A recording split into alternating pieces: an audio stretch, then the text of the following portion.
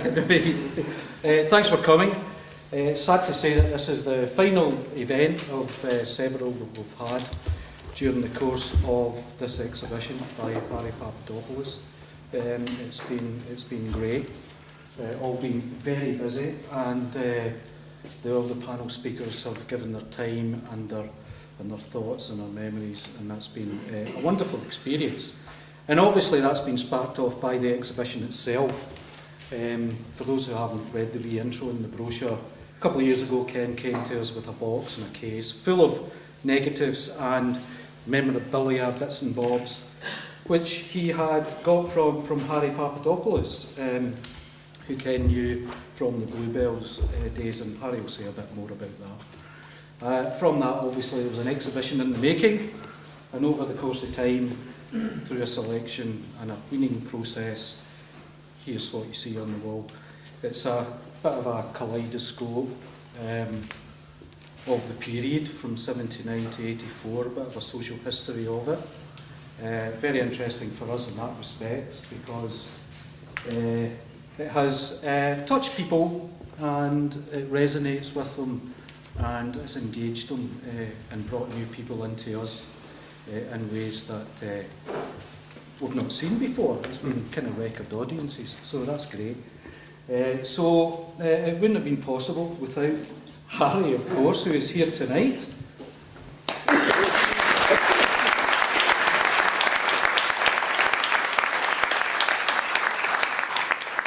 And Jimmy, his brother, who Ken will probably tell you the story there.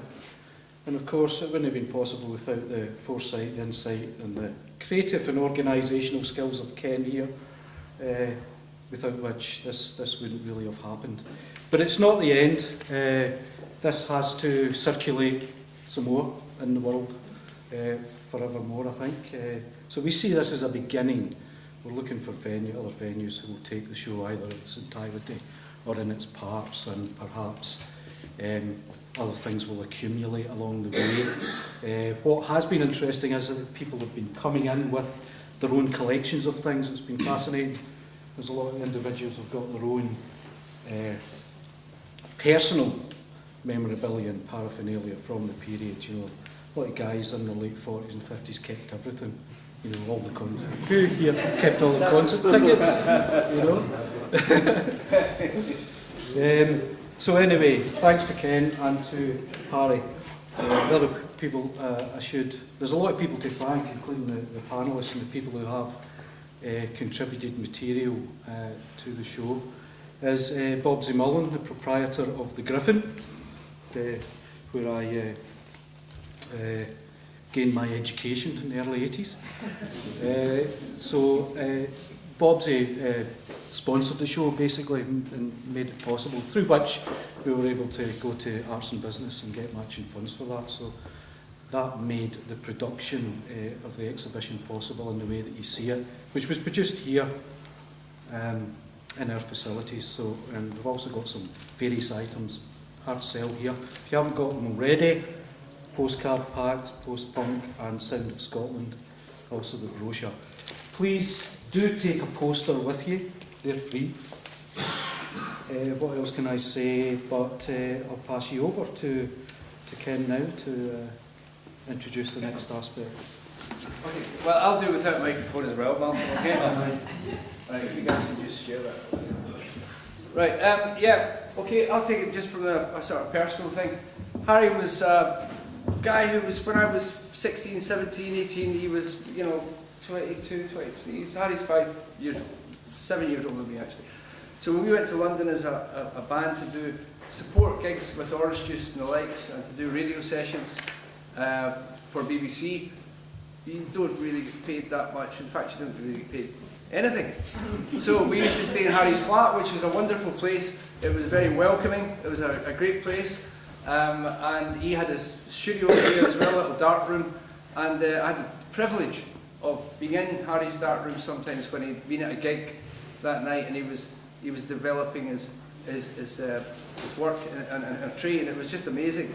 And I go into photography. I'm not a photographer, but I just love the idea of something magical appearing in front of your eyes, I love the idea of you could cut up 2 negatives, which he did before cut and paste and Photoshop and all these things, and really make it work.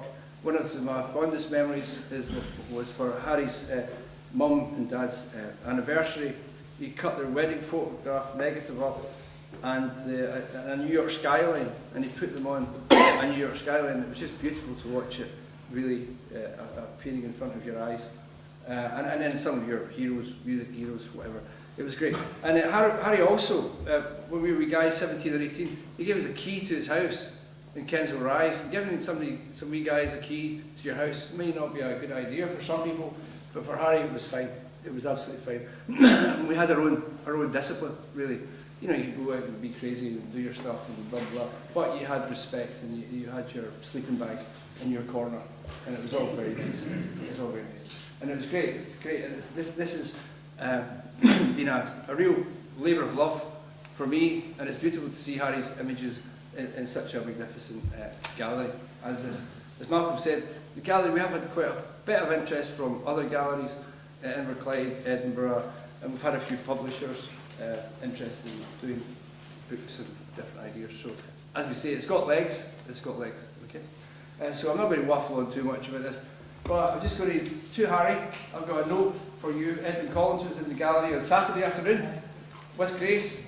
I don't know, but he came in and he went away, but he left a beautiful note which I'll give to you, and I'll read it to you. Okay. The 18th of the 2nd, 2012.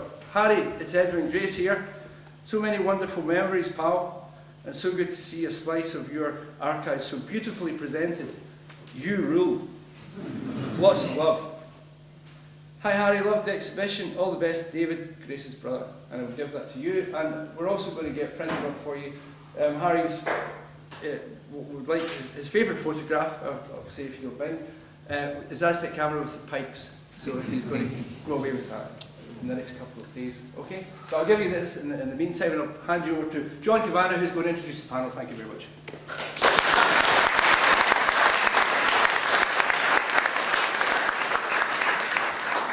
Well, far be it from me to upbraid my host to begin with, but one thing I do take umbrage to is having my name mispronounced, so it's Cavanagh, not Cavanagh. I've heard that one before, by the way. I think you probably have, Stuart. Anyway, Ken McCluskey, love him dearly, but, you know, on that, I'll just... You say tomato, I say tomato. Let me introduce you to our lovely panel this evening, because the exhibition is called What Presents, and what wonderful presents I have around me here, and hopefully I'll get their names right, otherwise I really will be in the firing line for some soggy tomatoes. On my far right, or your left, depending on which way you're viewing it, is Mr. Jim Gellatly, who is a very well-regarded broadcaster and supporter of the independent underground music scenes in Scotland, has been for many years, currently doing a programme for Bauer Media, which can be heard in this part of the world on Radio Clyde and in other parts of Scotland on the other Bauer stations. Next to him we have Stuart Murdoch, best known as the lead vocalist, main songwriter with Belle and Sebastian. And on my left, my immediate left, we have Stewart Cruikshank. I'm sorry, that's the wrong pronunciation. It's Cruikshank. It's not Cruikshank. This actually reminds me of a story about Barbara Streisand and David Jacobs, but I'll keep that till later. Stuart Cruikshank is from the BBC's pronunciation unit. And on my far left is John Williamson, who's stuck to the print media of the fanzine and has also managed bands and been involved in running venues and just done all sorts of things over the years, which we'll talk about further down the line. Now, this is the last of a series of these talks in association with the exhibition, and what's been happening at each of them thus far is to invite members of the panel to choose a favourite photograph and talk about what it means to them, and then take it on from there. So I think I'll start with Jim. Jim, what's out of this amazing collection? It's just so hard to choose one, but put you on the spot. What's going to be the one for you? I'm going to be very predictable as a Dundonian and go for a Billy Mackenzie shot that's just round the corner there. Is that the one where the cap and the specs are in front, isn't it? Oh, that's beautiful. It's just, he's just such a cheeky scamp. And you just get that feeling. I think that's a wonderful shot. For just a face, you know, no really obvious background or anything. It's just his face and his expression. It's brilliant. As a Dundonian, what did he mean to you when you were growing up? Well, there's one, because possibly my first ever gig may have featured Billy Mackenzie, but I'm not sure if it did, having read biographies and the likes. I remember Dens Park, Dundee. My late father was the chairman of Dundee Football Club, and there was an open day on the ground, and they had a boxing ring at the side of the pitch, and they had boxing, and there was a band that played as well. I remember this, and I remember thinking, I had a photograph that I don't have anymore, just a wee Polaroid. But I remember this band, and I thought in my back of my head, I remembered a Berry, which probably was unlikely because he would have been a schoolboy at the time, and I'm not sure whether he was in any bands when he was a kid or not. He might have been a cheeky scamp then too. Yeah, but I asked my dad, and he said, hey, it was some band, we put them on as a favour, because it's the nephew of the guy that has the carpet warehouse. Now I know that's for a fact, because that's where they rehearsed. So I don't know, that may have been my first taste of Billy Mackenzie, but I wish I knew whether it was true or not. I have my doubts, but I dream that it's true. Right. It's a great memory that my first ever gig was like this unknown band that featured Billy Mackenzie. You could just claim it and sort of dress up and say it's a true story. But Somebody will know honest the truth, disclosure though, of it to put it out in such a raw and untarnished manner, I think. Stuart Murdoch, favourite from you, please. Yeah, well, I was trying to. I mean, I love all the pictures here. I know that's a kind of obvious thing to sort of say, and I was trying to pick one that maybe the rest of the panel wouldn't pick. Positive Noise. Any of you guys pick Positive Noise? No. I don't know anything about Positive Noise, but has anybody here got a connection with the group or have heard them or anything like that? No? You have heard them. And well, the reason I picked Positive Noise is, has anybody noticed the fanzines in the glass cabinet through the way? Well, I came up to Glasgow. This exhibition is 79 to 84, and I came up to Glasgow in 1985, which is typical, and it felt like I feel like I missed everything. I came from Ayr. Did not sell sounds in Ayr? Yeah. No, but I always have this theory that wherever the train stops, seaside towns. If you came from a seaside town, it's hard, to get into decent music. I was into Deep Purple and Van Halen, etc. So things very quickly changed. I started working in a record shop. Does that explain the Belle and Sebastian sound? The Van Halen and Deep Purple and all that kind of stuff? I don't know. Let's just examine the Ian Gillan thing on your vocals. Anyway, I need to move on here and explain the Positive Noise thing. So I started working in a record shop. Eventually I got a wee bit cooler. And a guy, Stephen, used to sell very cool records and fanzines and things like that, and he was very influential to me. And he handed me these fanzines, he says, have a look at these, And it started to hear, I'd heard a wee bit of Orange Juice and all that kind of stuff before. And the fanzines are through in the glass case through there, and I've still got them, couldn't find them tonight, well, they're in the garage somewhere. And they were the 10 Commandments, Stand and Deliver, and another one that I can't quite remember, Born Yesterday. Do anyone remember those fanzines? Well, they were like everything. It was like a Bible to me. It's like a dream to me, because I had no idea that this stuff happened in Glasgow. Because this was 1985. It was all over.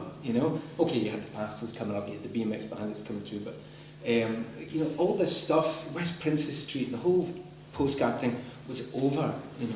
And so all I had was these fanzines, and I became obsessed with the thing, and I got enough of a vibe, and so I tracked down all the records and all the top tens and all the articles.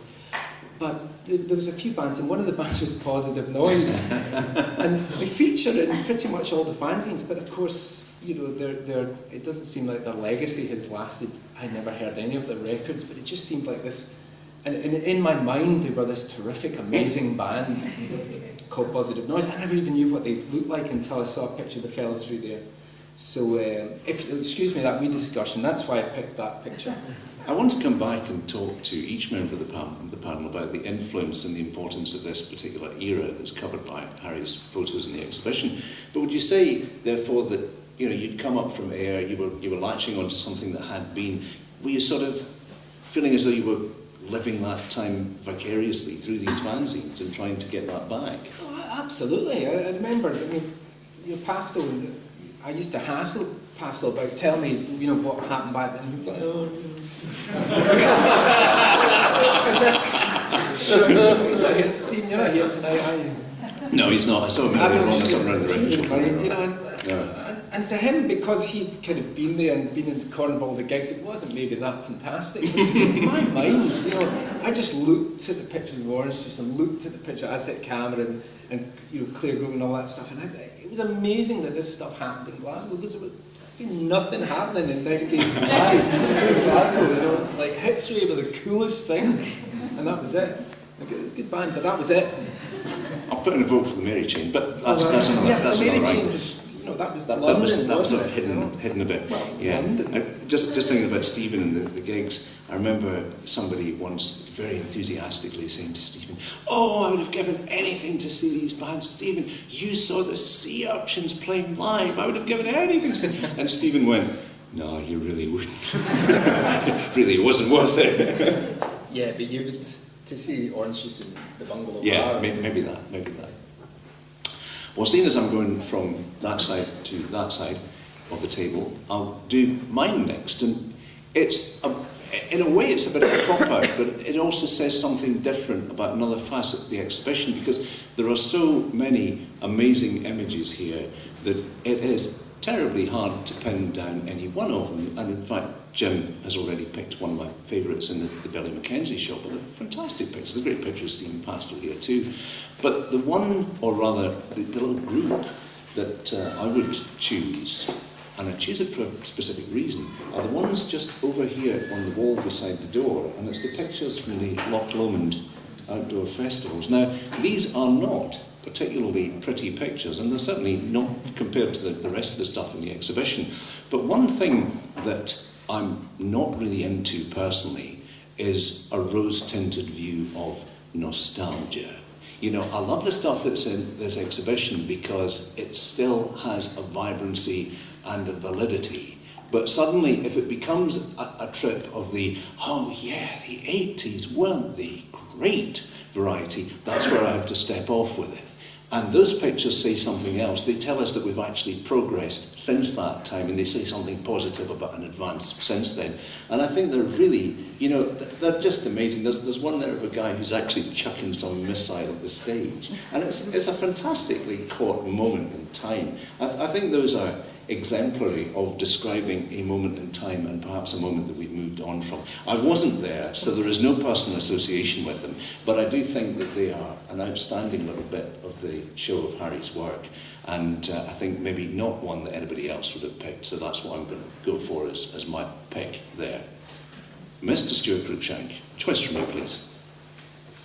Well, before I do that, can I just say that this has been a marvellous exhibition. I've been about 4 or 5 times to see it, and it is beautifully and meticulously curated. Certainly in this space, it's a wonder to behold. So I would like you to give a big round of applause to Malcolm, and indeed Ken and Harry, and everybody who's worked on this exhibition. Please do. It's wonderful.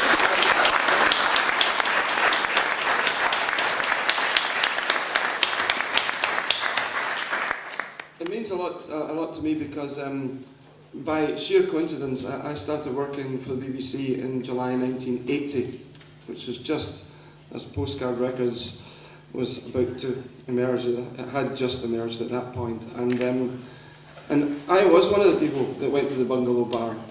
You wouldn't have recognised me because I was about 5 stone thinner and I had really long hair, so I'm a different person certainly in the way I look. But I was dispatched in the second week of working for the BBC to work on a programme. It had a wonderful title.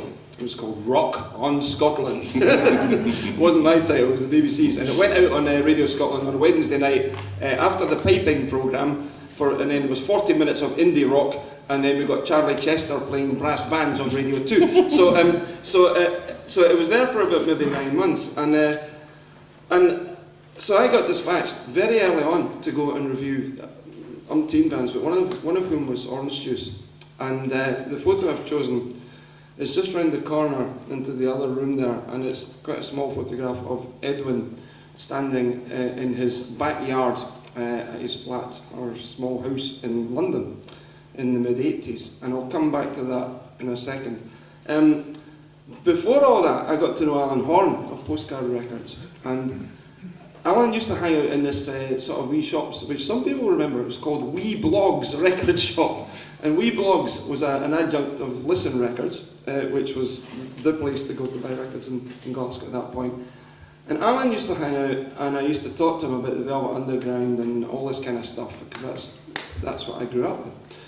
Anyway, our programme, and indeed a couple of others as well, we were amongst certainly the very first to play the bands of that era.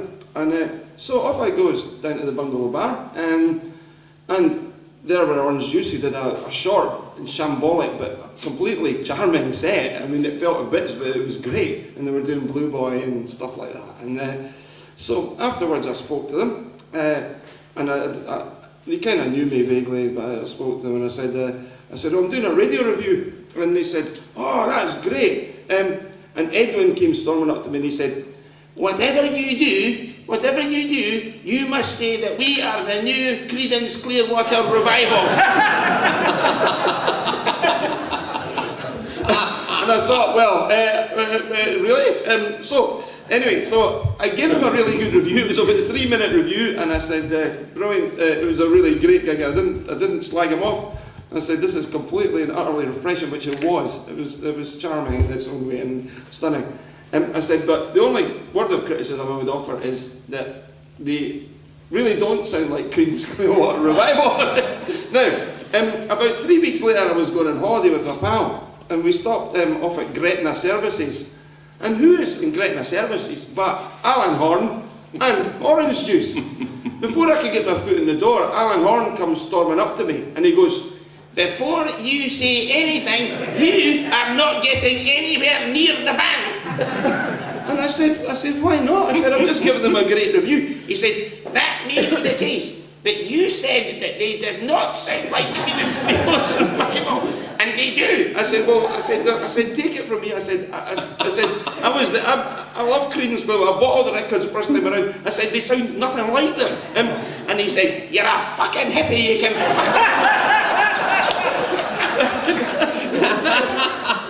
Now, we fast forward, and this was why I've chosen the photograph. We fast forward about 4 years later, when I was doing it was the first attempt to document Scottish rock properly.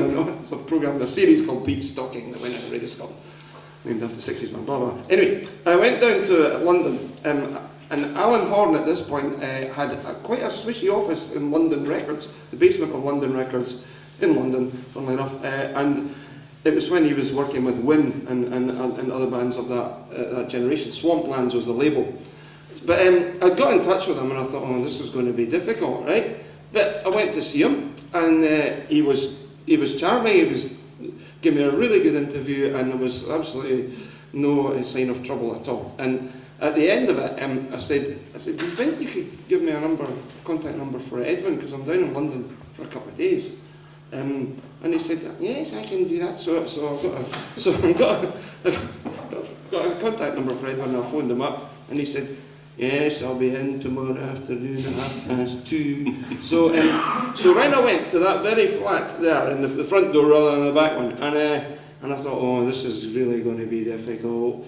And right enough, knock on the door opens, Edwin's there, and he goes, before you say anything, he says, you were right, you sounded nothing like Creedence Clearwater. And Roddy Frame was there, at Cavanagh, and we just sat about laughing the whole afternoon. The whole story just, to me, sort of sums up that era. It was emblematic of the wonderful chaos that was caused by that band, and indeed many others who were on that scene. It wasn't punk rock. It certainly was not prog rock, thank Christ. It was a scene which kind of flowered and evolved, and look at this wonderful, wonderful, wonderful interpretation of it just now. It's stunning. Stuart, thank you, and yes indeed, highly, highly amusing recollections there. We'll come back to talk a bit about Rock on Scotland and the coverage of the music in this exhibition on radio and in the media and so on in a little while. But John Williamson first, a personal choice from you. Before that, as the one person here who doesn't do broadcasting, I've got the public service announcement to make on a post-it note, which is that Snow Goose are doing a short set at the end of the talk. Is yes. it in this room? Just yes, it's in this room. Here. It will be Jim McCullough. Please hang around for that, because it will be fantastic, as you would expect. Jim McCullough, Hannah Sheard and Dave McGowan will be the three members of Snow Goose. Thank you for that reminder, actually. I hadn't given that, John. Thank you. I was going to, I've been changing my mind frequently as other people have been talking as to which picture I was going to choose. In the end, well, actually, seeing as you're the last one to be asked, you can go on a little bit and choose another couple, because there's nobody in the queue behind you, so feel free if you want to do a bit extra. My initial thoughts were the kind of some of the obvious ones, and maybe the bands that meant most to me, or I loved the Loch Lomond Rock Festival ones as well. In the end, the one which I cannot locate because I came down to see it a few weeks ago and found it, but it was a Vic Goddard one, where indeed it's right along there, which I think from a photographic point of view, fantastic, but also in a lot of ways I think it captures the essence of the performance really fantastically, and I think there's photos in the kind of opposite corner there of Brian Ferry and Marvin Gaye, and I think the way it kind of captures something about torch singing, something about Vic Goddard. I think the other interesting thing is that probably Vic and Stephen Pastel, the two people who have aged best out of everyone who features on the wall. And also, I mean, I didn't know the Subway Sect or Vic Goddard's work, let alone his dalliance into torch singing, which the more I think about it, the more punk rock that was. But for somebody with a voice like that to try and do it, I just think that picture captures it.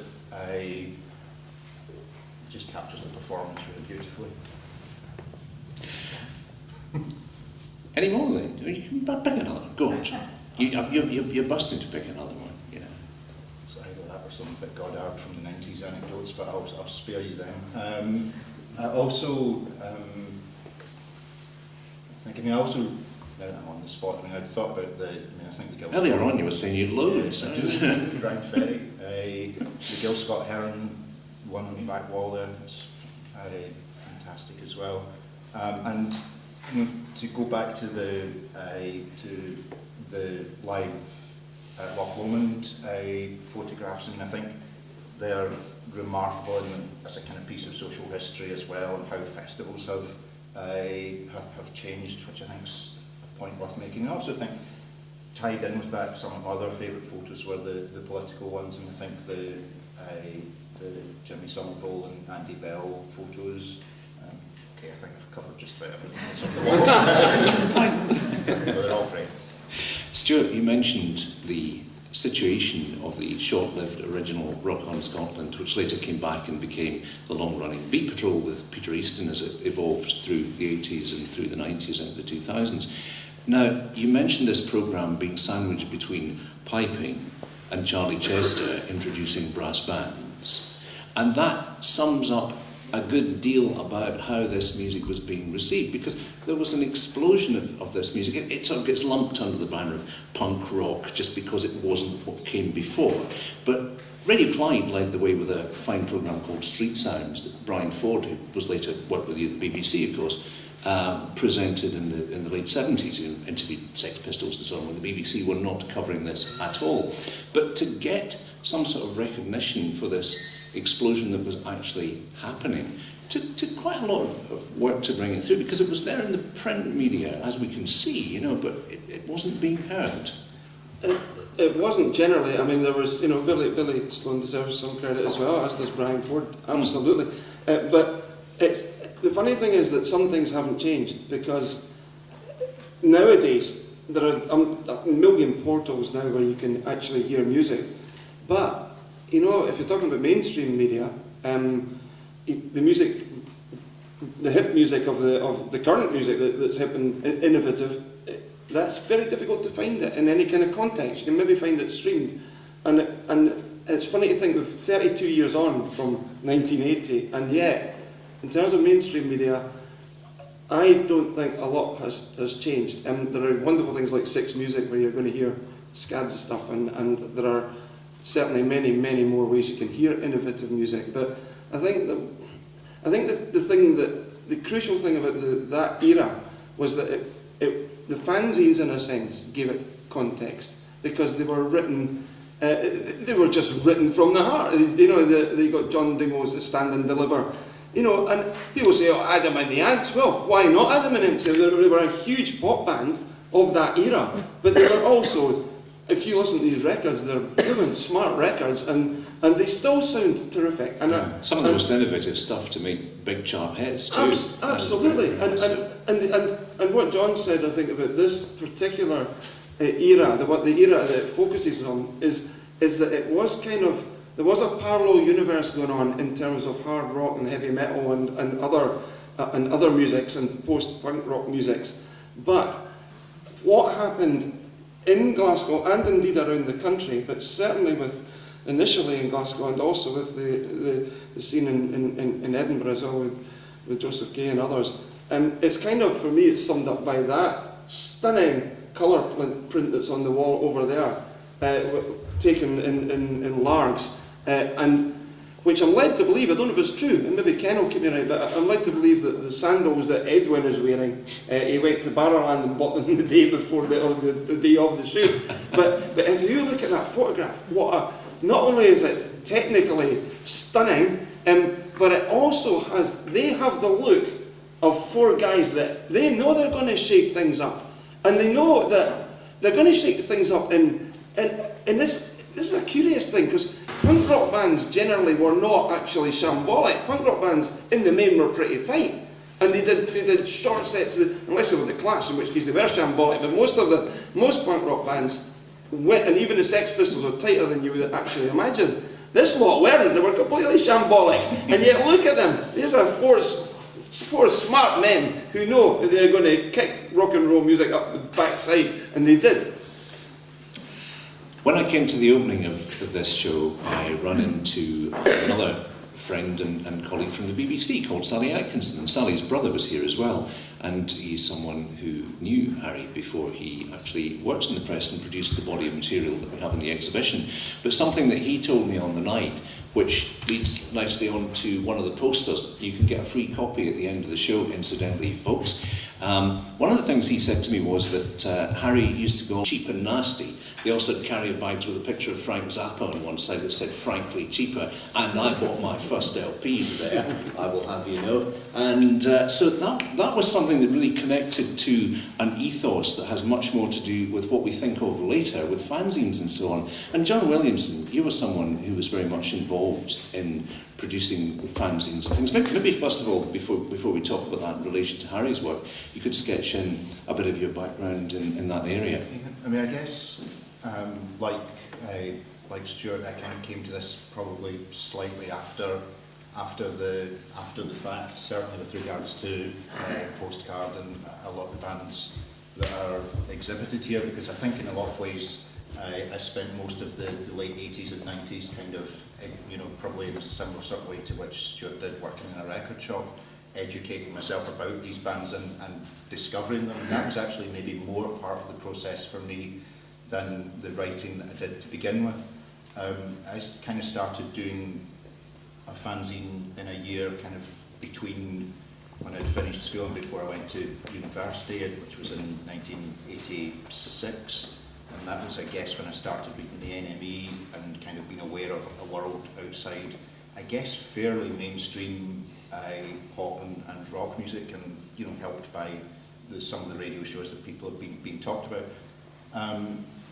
The fanzines that I did, a lot of the time, the people that I interviewed were people that I knew or had access to, and I went through a whole process of, it was almost like a I won't go into the psychological aspects of it, but I mean, there was a whole kind of process where, you know, I went out and I was kind of, I guess, meeting people and meeting people in bands, meeting people that ran venues, and kind of setting up a fanzine, I guess, was a way of doing that. I did go through the whole process of putting out, and that's how I got to know Ken, putting out compilation cassettes. So I got to know Stuart by sending him a copy of the compilation cassette and demanding that he played it, and things like that. So I guess that was how I got to... He acquiesced, of course, and that's why we've not got you spotted around the table.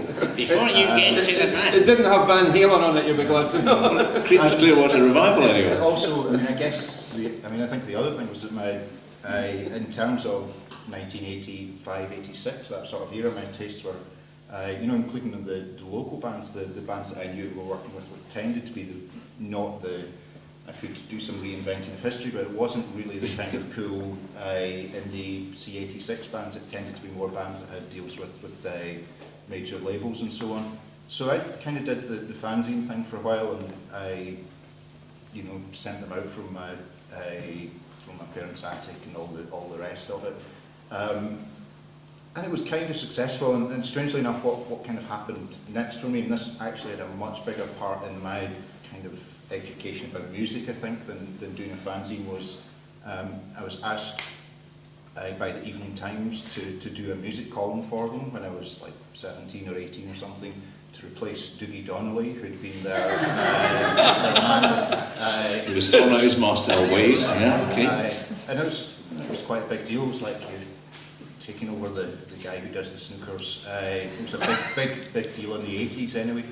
And in a strange way, what happened then was that for the first time, instead of having to go out and buy records and source records and find things out, and I was getting bombarded with free stuff. It was kind of like record company mailing lists. It's like, I used to joke to people, but it's true that I think I have every record that Shakin' Stevens made between 1986 and about 1994, when Sonic finally took me off their mailing list. John, how come they've got price stickers in the front? No, they don't. They're in the Oxfam shop. If anyone wants them. But I think the point there was, it was like, I think the two things that did was it made me realise how much bad music was out there, and also it freed up, because I was getting a lot of stuff for free, not because I went and sold it. It took me, I was too slow off the mark for that scam, but it allowed me, getting paid for writing about music allowed me to go out and, you know, if I went and interviewed a band and they told me that they, you know, they loved Orange Juice or they loved Van Morrison or whoever it was, I would then have the funds to actually go out and find out about the kind of sources. And I think that really was how I learned about music. And that's, you know, to begin with, how most of the people, and you know, or a huge chunk of the number of people are on the walls in here.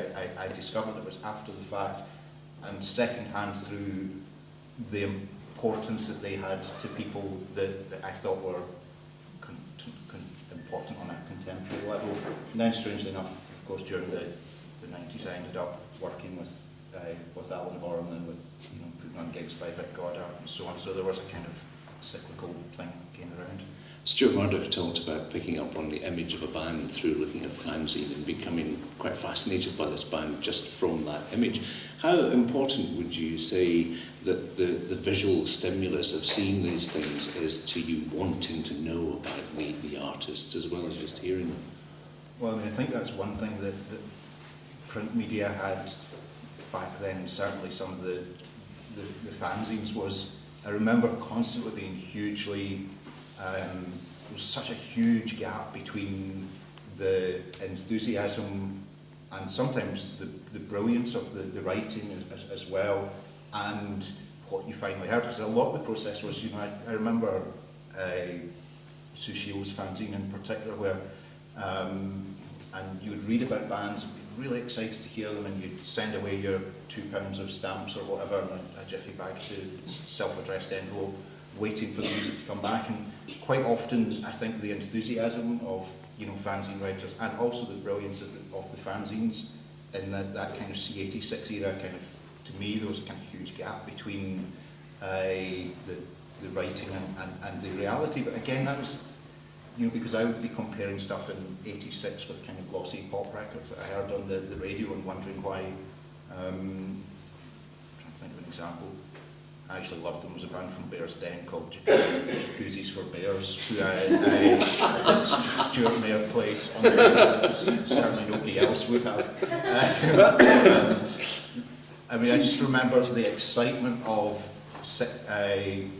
you know, sending away and getting a cassette back from with a personalised note. It was just like, so, and that was because I'd read stuff about them, the way they looked, two guys, and it was bedroom recordings of like 60s sort of pop classics in the most lo-fi 4-track sort of recordings, but kind of brilliant in a way. And then, you know, I think the way things look, and I think the way sometimes fanzines, you tend to find that either the writing was brilliant and made you want to hear something maybe more than it merited in some cases, but other times, as you say, just the way things looked, the way it was presented, the way the bands looked, you know, because again, it's part of that process of discovering what you like. You know, it's almost like looking at something or reading a description of something and thinking that might be something that I would like.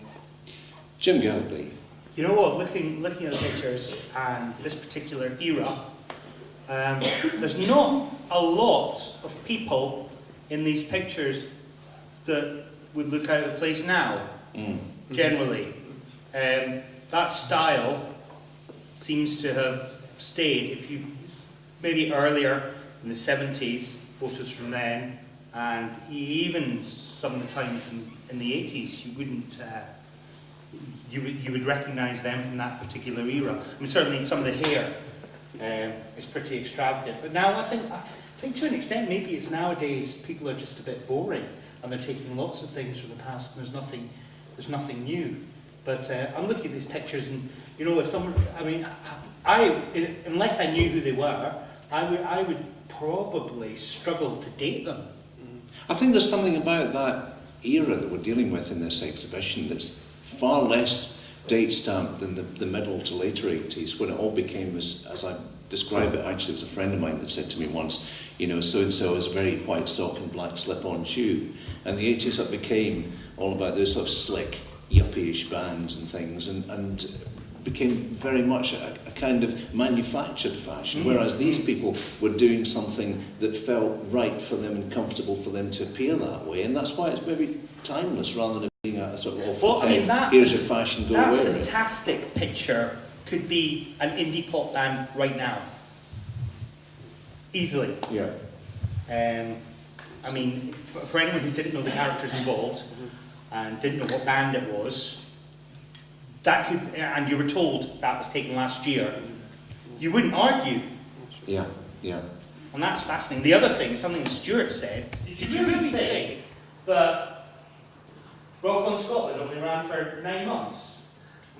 Originally it did, yes, but that was in its kind of 1980, 81. But it came back as Rock on Scotland. It came back in 1984 as this horrible Rock on Scotland, and then we were around with the management and changed its name to Beat Patrol. And then right, so it must be in the 1984, the second wave that I remember. I think while we're at it, we should also put in a mention for Peter Easton, who's the presenter of this thing. He's a wonderful man and did valiant work on all the Stuart and Sandy Seniona, who also produced in that programme. And I mean, they did so much in the time that they had each week, which other people were not doing, and it's well worthwhile remembering, you know, those people in that programme. That, I mean, for me, that was certainly the show that influenced me as a broadcaster. Jim, the first more so than John Peel. The first time that your name entered my consciousness, I've got to tell this story now, seeing as you've sort of set the context for it. The first time your name entered my consciousness would be in 1993, at a point when the BBC had decided that they wanted to axe all of their popular music output pretty much, except for some reason my show on a Saturday, which morphed into something else at that point. But all of these programmes, including the Beat Patrol, were for the chop. And I heard that there was this guy called Jim Gellatly who worked for North Sound Radio in Aberdeen at the time, which essentially, you know, if you look at it, that's supposed to be the other side, the competition, you know, we don't talk to one another, which of course is nonsense, we all do talk to one another because it's a very small world.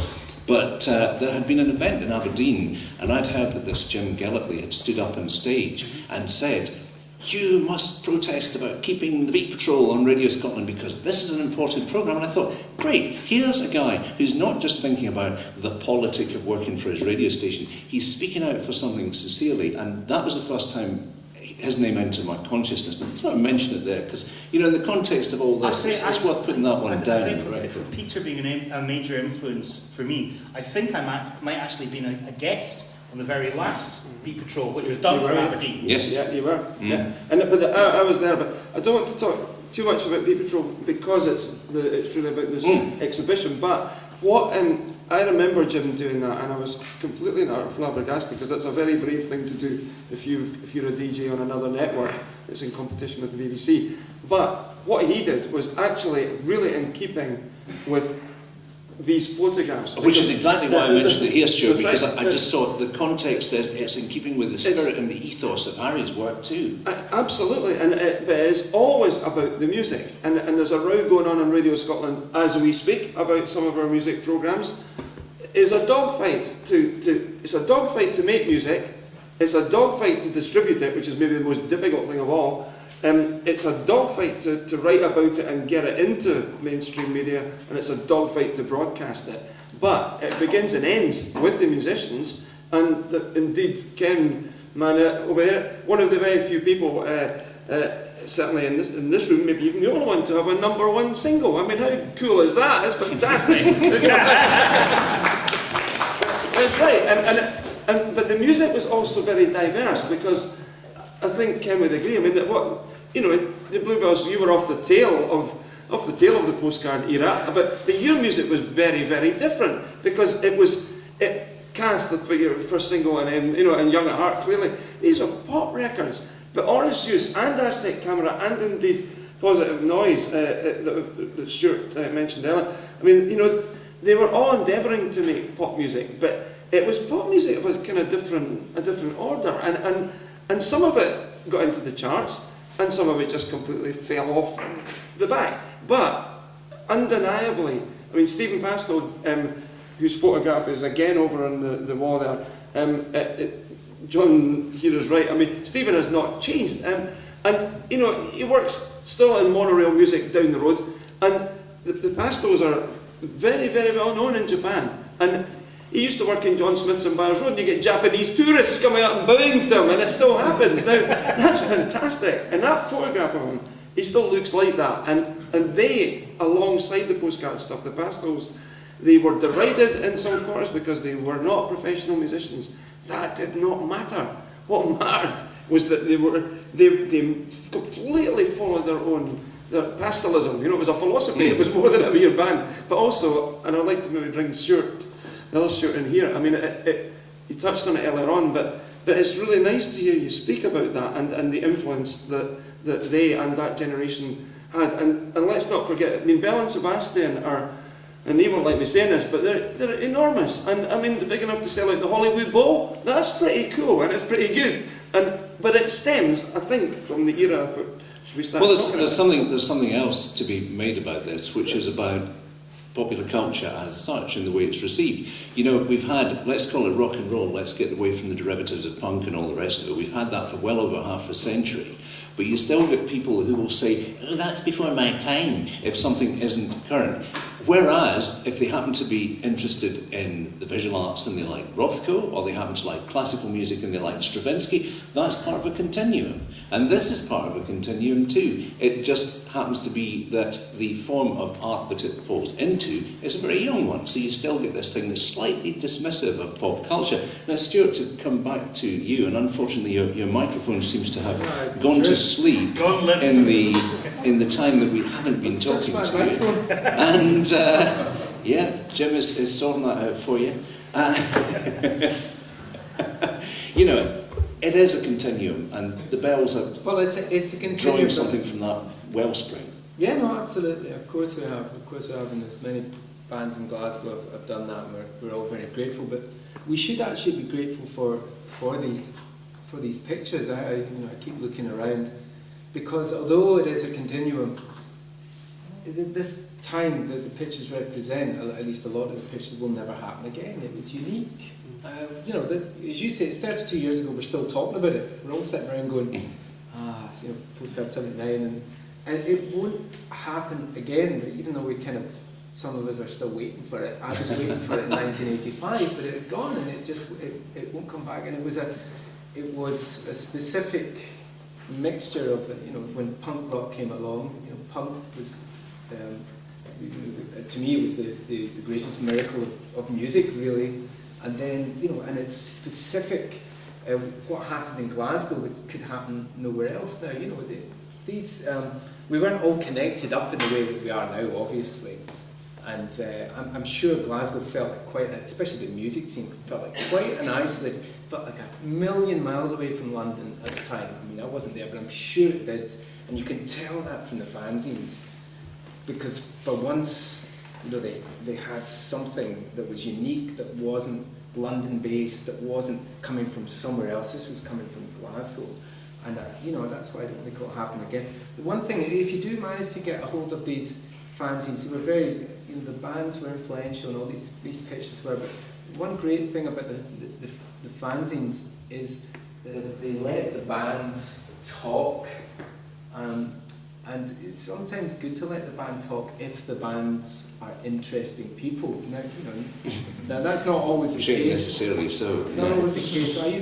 So I used to buy the Sounds and the Enemy and the Melody Maker, and that was back in the day. They let the band sing one line, and then the fellow would pontificate about what he thought about the meaning of the music and stuff, and it went on for pages and pages. And if you look back at these fanzines from '79, there's one Orange Juice interview with, maybe the whole band was there, and it's a script. It goes on, it's tiny, tiny writing that goes on column after column. It's just, Evan said this, James said this, Evan said this, James said this. And it's really, really funny. I mean, that was meat and strong drink to me at the time. It was hilarious stuff, and the band actually, said what they felt. They didn't need anybody else to say it for them. The thing that this exhibition reflects too is the diverse range of music that would be covered then, and some of those bands that just didn't happen but still got their space in the Sounds or whatever, which in some respects, and Stuart, you'll be aware of this, from having to be interfaced with the media in the way that a successful band has to do. And it seems a lot of the time that bands sort of try and tailor their wares to the NME and to trying to get in there and all that sort of thing. And there's a bit more freedom of spirit in this stuff, really. Yeah, no, absolutely. It simply can't be done. If any of you have to get into a band that is having an interview with the enemy and those types of people, it just can't be done anymore. I mean, I actually stopped short of actually taking those fanzines in and saying, this is how I want the interview. And we tried that for a year. After that, we were just like, no, I don't like what you did, and then we never spoke to anybody for ages. Time presses onwards. We're going to have some live music from Snow Goose, and we're going to take some questions from the audience too. But I have another bit of paper here. We've already had, at the start of the session, Ken introducing a little letter that came in from Edwin Collins, and I've got another one here actually. And when this was first mentioned to me by Malcolm Dixon of Street Level Photo Works a few days ago, I said, "Oh, I'll make sure I'll present that at the talk on Friday." And at the time, I thought it was for one of our panellists who's called Stuart, and actually it's for the other one of our panellists who's called Stuart. So I could have made quite a faux pas if I hadn't sorted that one out. And it's actually for Stuart Murdoch, and it's from Edwin Collins. And see, if he'd said he sounded like Creedence, no. To Stuart M from Edwin and Grace. Hiya Stuart, was here 18-2, wish we could have caught you. Harry P. Rose, lots of love, Edwin and Grace. And before we move on to the audience questions, I think I'll hand this over to Stuart Murdoch, echo that sentiment, Harry P. Rose, and ask for a round of applause once again for Harry.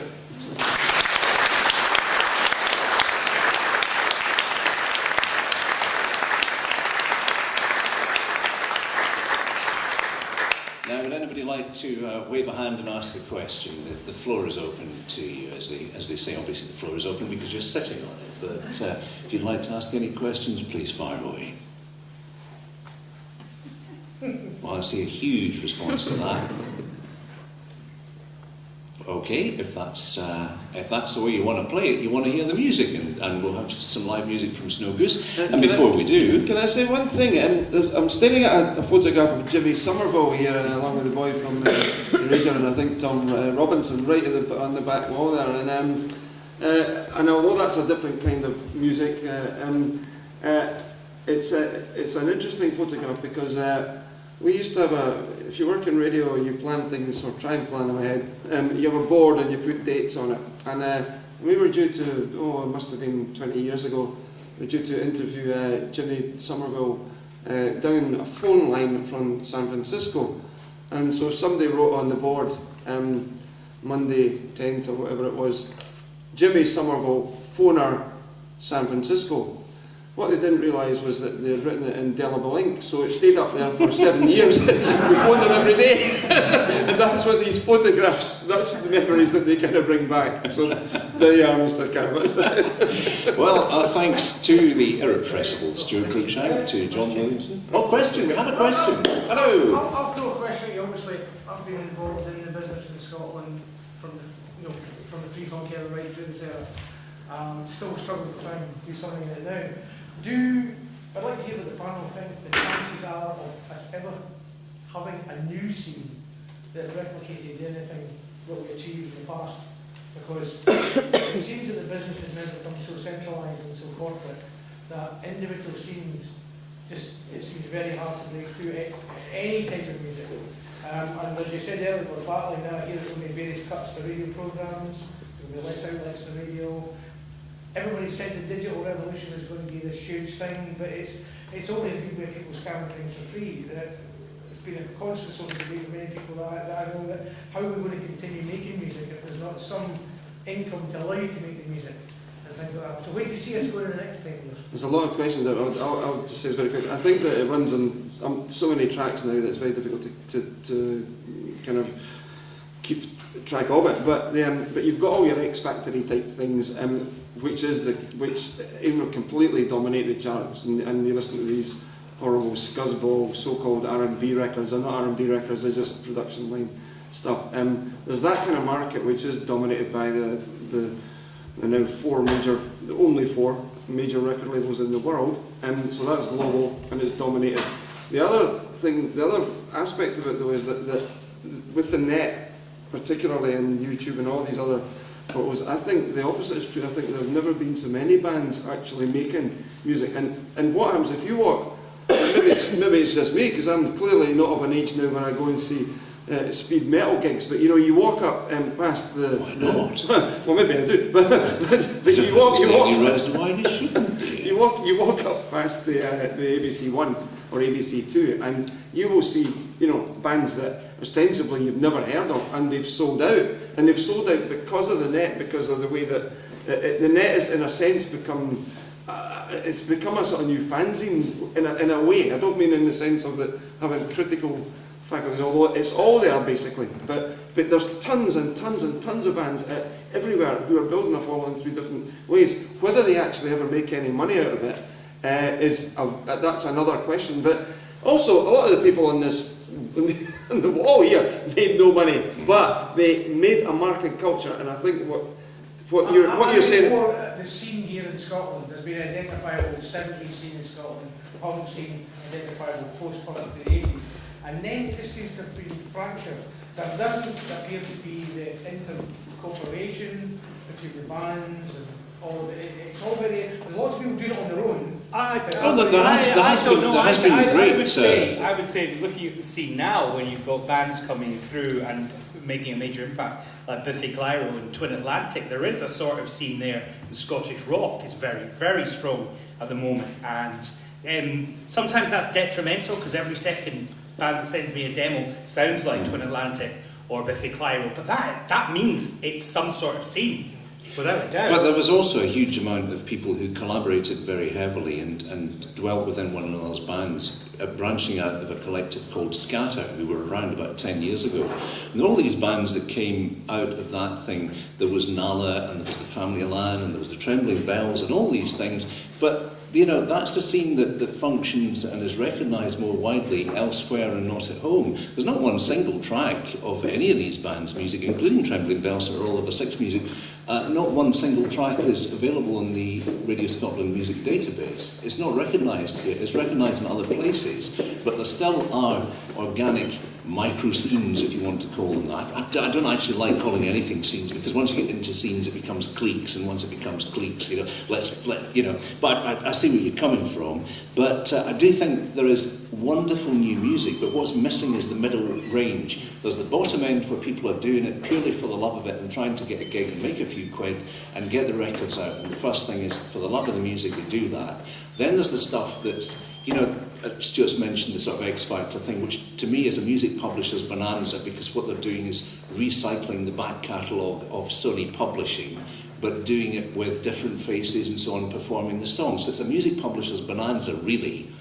But what's missing is the development of new artists in the bit in between. And the bit in between was what used to flourish, where a band would be allowed to make a single, and if the single sold a little bit, they'd make an album, and then they'd make another album. No, that part doesn't happen anymore. There's either this bit down here or that bit up there that still manages to shift. There's that, the two ends of it, but the middle distance is what for me is missing. Stuart, being somebody who's shifted a large number of records across time, I shudder to call them units. I mean, what do you feel about this? I think you actually summed it up quite well. You could talk and talk all day about this stuff, but nobody knows. There's great music out there. It's just not getting through the way it used to, or something. I don't know. It's just times have changed. What are we going to do? That's why we're all looking back. Also, I utterly believe that if you let the public hear something which is not the proscribed mainstream, they will be excited by it.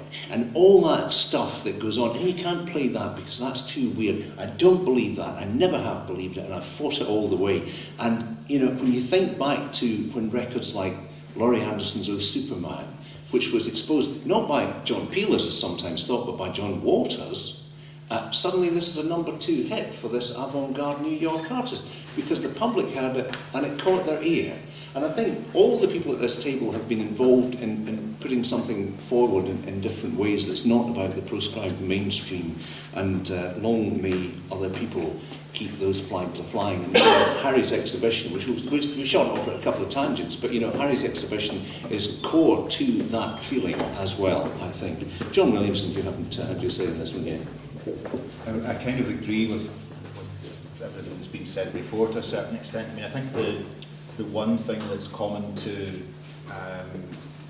this is kind of cultural legacy rather than financial legacy. And I think when it comes down to it, it's like the people who are celebrating through these photographs, or whose work we admire, it's because of it's really got nothing to do with the machinations of the what record label they were signed to, or how they actually made their music. Because across across the board, a lot of these acts were maybe started off on indie labels and then signed to majors, or had their success on big labels or whatever. So it's not really about where they're from, or it's basically about making to a certain extent good art, and then everything else, sometimes including financial reward, follows. And I guess that's kind of my sense. And I also think that it is really difficult to from a position of now to kind of bemoan the lack of a scene, because I think even if there is a scene of some sort, you're not consciously aware of it, because usually you're just too bogged down and doing your own thing. And I think again that's the way that a lot of kind of great bands, great artists come, is through that kind of single-mindedness. So sometimes that's just a coincidence of history and people doing the same things in the same place at the same time. Any more hands waving in the air too? And we have one over here, Ms. Biddles. Hello, chaps. I was the thing that struck me about this exhibition when I was looking at it, obviously I kind of wasn't around at the time, but that as well as being kind of history of a time and various scenes, or journeys, not word, it was also a kind of personal history. Obviously as a photographer, it's kind of his own view of the time, and I was wondering, thinking about that, what the panel thought was maybe missing from this, that was overlapping in their own personal history of the time, and if they had any sort of things that aren't represented here that came from their memories of the time when the exhibition originates from. I mean, as in any world of music, it's like what you've done with your music. Everything. There was a whole kind of parallel scene in the States, which Harry would, I'm sure, have known about, but because he was primarily working in London, wouldn't have had the opportunity to visit. But it was the beginnings of what they call the Paisley Underground, the Bangles and Green on Red and the Rain Parade and all these bands that were coming out primarily of Los Angeles. And what you got, I mean, to be fair to Sounds and indeed NME and Melodamaker, these bands were all written about again in fanzines. There was no internet in those days, or nothing like that, so it was all, it was the mystery of actually finding out, you know, about bands. And it's like, you know, the Rain Parade put out an EP in 1980, and it was called Explosions from the Glass Palace, you know, and it had a stunning psychedelic cover on it, and you would, you know, and you think, whoa, wait a minute, is this going to live up to it? And in that case, it more than lived up to it.